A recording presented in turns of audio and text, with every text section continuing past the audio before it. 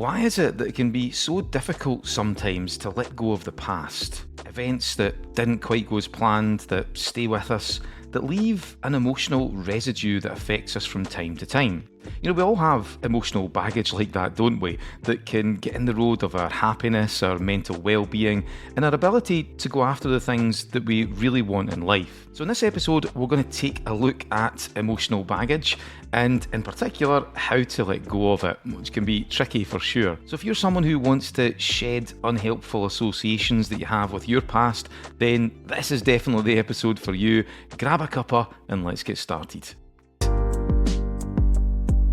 Hey there and welcome to the Stress Less Living podcast. My name is Stephen Burns and I've been a practicing coach, trainer and hypnotherapist for 25 years. Each week I'll share easily digestible bite-sized ideas that you can immediately put into practice so that you can live a more harmonious and balanced life. Because life is challenging, but whatever we encounter, we always have a choice. We can take the easy routes or the hard routes, the low stress way or the high stress way. Well, the Stress Less Living podcast is about always looking for the easy routes in life, the low stress ways to accomplish your goals, get more of what you want, and ultimately live a happy and more effortless life. So if you're looking for the perfect antidote for the chaos of modern life, my friend, you are absolutely in the right place. So first of all, what do we actually mean by emotional baggage? Well, it's anything that we've picked up over the years emotionally that's stuck with us. So it could be things like anger, fear, hurt, resentment, anxiety, depression, frustration, self-doubt. I guess the list could go on and on. And the thing is, we all have it, right? Some more than others. I don't care if you're a Buddhist monk who's spent the last 30 years studying the art of Zen, you're going to have your stuff. It's just part of living. And the thing is, and this is something often people don't realise, emotional baggage can negatively affect other areas of your life too. It can grow arms and legs, and the implications can be a bit further reaching than what we think. We can develop behavioural problems, issues in relationships, maybe even addictions. Almost always with problems like these, beneath the surface, there's some kind of emotional issue that needs to be resolved. To give an example, so when I was in my 20s to my early 30s, I was in a long-term relationship. It lasted for nearly 10 years, and I lived with someone for a couple of years. And when it ended, let's just say it did not end particularly well. It was pretty dramatic or traumatic, maybe a bit of both.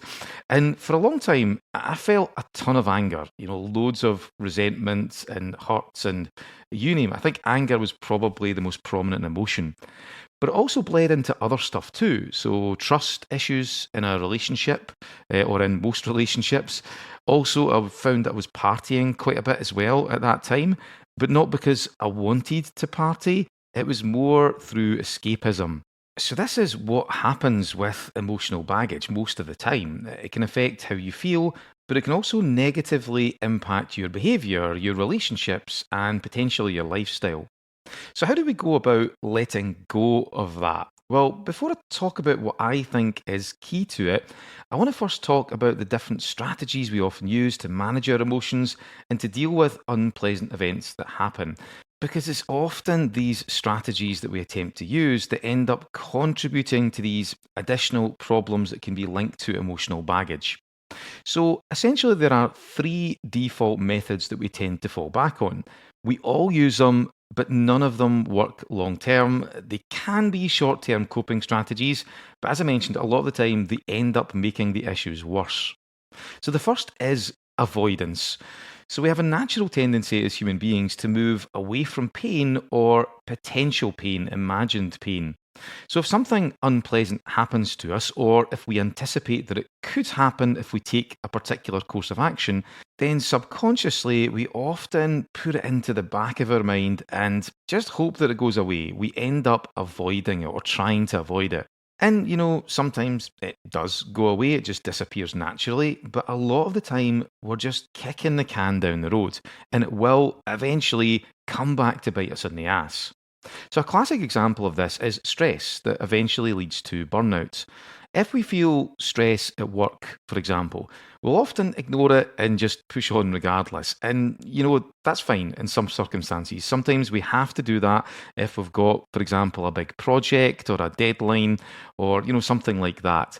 The stress can be there to sharpen our mind, to create that bit of extra motivation so we can get the job done and get things over the line.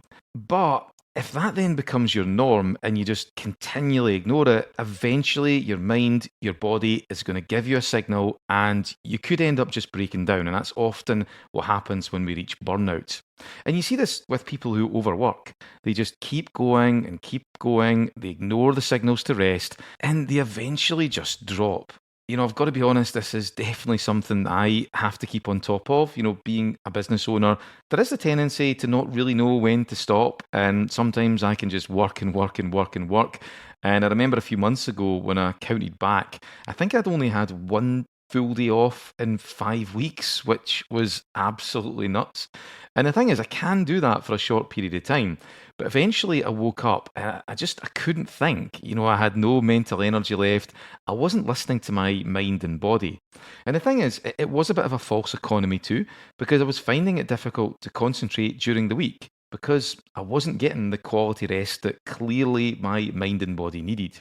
So, this is avoidance, and we all do it. And this applies to other problematic experiences and emotions in your life.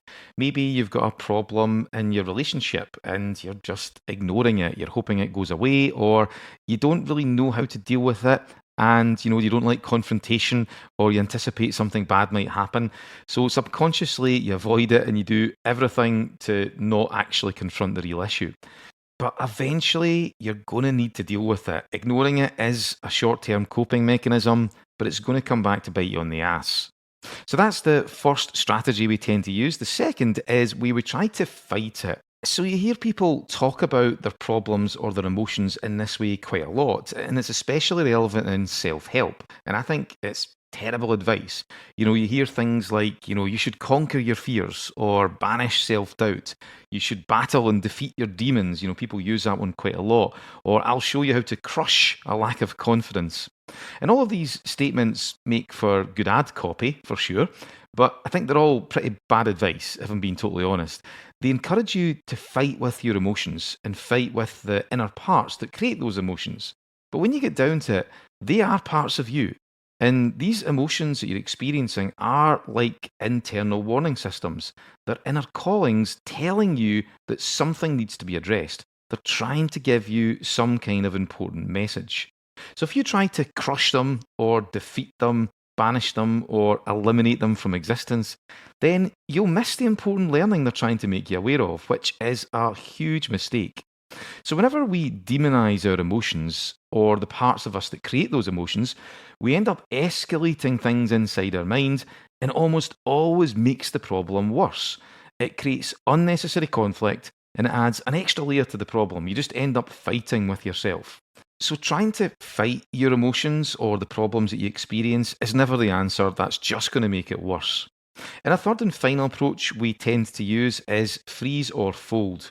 So, this is when we feel the emotion or the event we're experiencing for so long, or it becomes so intense that we can't handle it, and we just collapse or we freeze and can't do anything.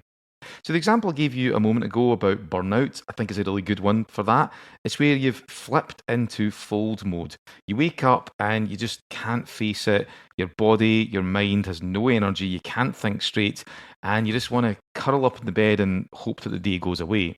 So, none of these three methods are helpful. They can be used as short term coping mechanisms, but they're not long term solutions for dealing with your emotions and your emotional baggage. So, what is the solution? Well, there is a fourth way, and this is a much healthier way to process our emotions and let go of that emotional baggage. And that fourth way is to explore. It's where you look on to the event that you're going through or the emotion that you're experiencing from a more neutral perspective. And you ask yourself, what is really going on here? What is there to learn that would allow me to move on?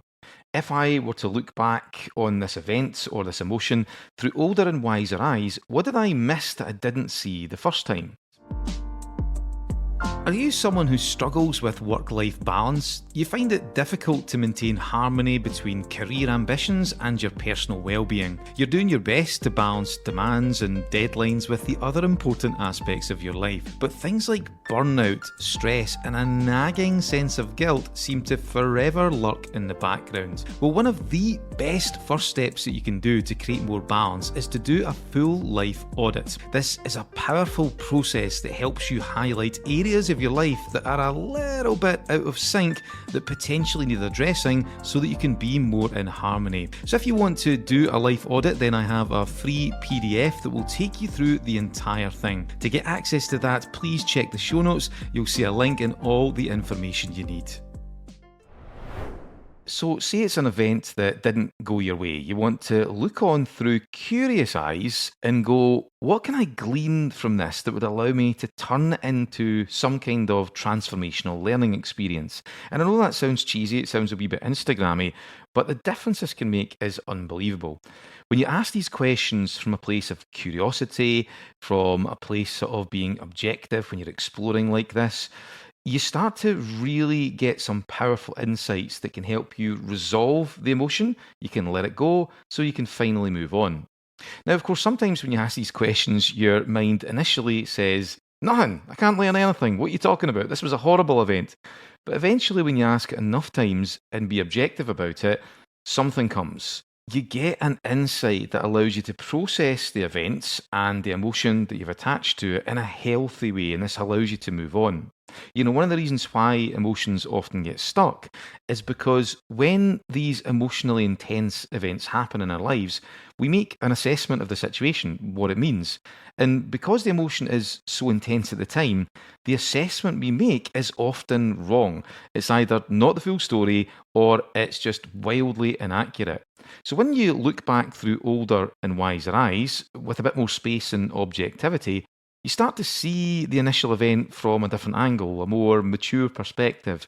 And this helps us reevaluate the event and process it in a much more healthy way. It's a bit like watching a movie for a second time. I don't know if you've ever done this before, where you watch a movie and you just don't get it, you don't enjoy it, but lots of other people seem to enjoy it and get a lot from it. So you think, maybe I'm missing something here, but you just kind of leave it.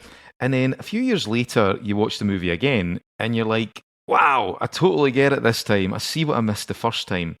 So I think we've all had an experience like this. For me, it was Pulp Fiction. You know, when I watched it the first time when I was 18 at the cinema, I just hated it. I didn't really get it. You know, John Travolta dies in one scene, and then all of a sudden he's resurrected in the next scene. There didn't seem to be any structure or meaning to the film. I just didn't really enjoy it. But everybody loved it, so I was thinking, maybe I've missed something here. Then about 10 years later, I watched it for a second time. I gave it another chance. And man, I totally got it. I was like, wow, this is absolutely fantastic. Every scene is absolutely amazing, and the dialogue is terrific. And this is what happens when we start to look back on something through older and wiser eyes. We can begin to glean new information. We can start to see things that we missed the first time. And that's almost always the case when we've had some sort of emotionally intense experience and the emotion has become trapped and become baggage.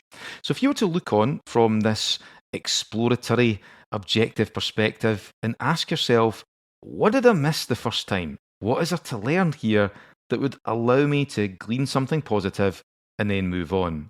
So that's the fourth and, in my opinion, the key way to process your emotions healthily and to let go of emotional baggage. You don't want to be avoiding the emotions or events or problems. You definitely don't want to be fighting them. Hopefully, you don't get to the stage where you freeze or fold, but you want to be looking on from that objective perspective through older and wiser eyes and going, what is there to learn here? What did I miss the first time that would allow me to move on? So I'm sure you've heard me use this metaphor before, but I'm going to use it again because I absolutely love it, and I think it really fits with what we're talking about here. And that is that it's a bit like an episode of Scooby-Doo. So if you've watched Scooby-Doo, you'll probably have noticed that every single episode is pretty much the same way. It's very formulaic. That the gang roll into town and it's being terrorized by some sort of ghastly ghoul.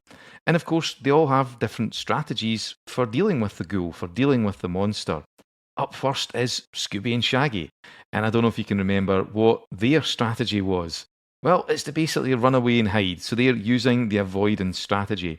And the funny thing is, when they hide under a bed or they hide in a closet, usually the monster is right behind them or it's in the closet with them. And I think this is so common with our own problems. When we avoid them, eventually they're going to come back behind us and bite us in the ass. But of course, the second strategy is Scrappy Doo. And I don't know if you can remember what he did. Well, he wanted to fight, and he wanted to kill the monster, he wanted to defeat it. And that never worked because he was a Jack Russell and only like 2 foot tall. But it was also because this behaviour just aggravated the monster, it just escalated things. So that never worked either.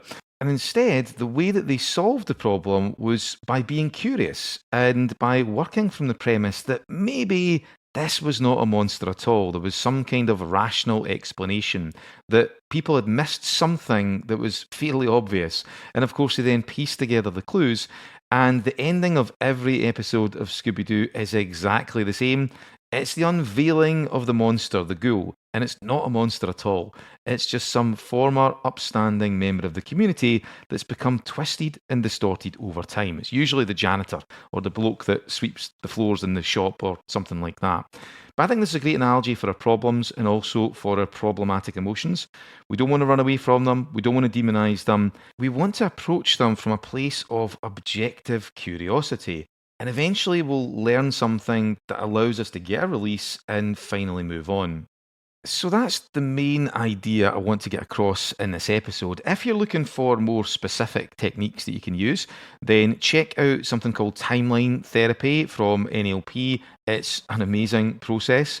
In my Brain Trainers Academy 6-week program, one of the weeks is dedicated to emotional healing. And I go through as a slightly different version of timeline, but it can be equally, if not more powerful. So if you want to check that out, I'll include a link to it in the show notes.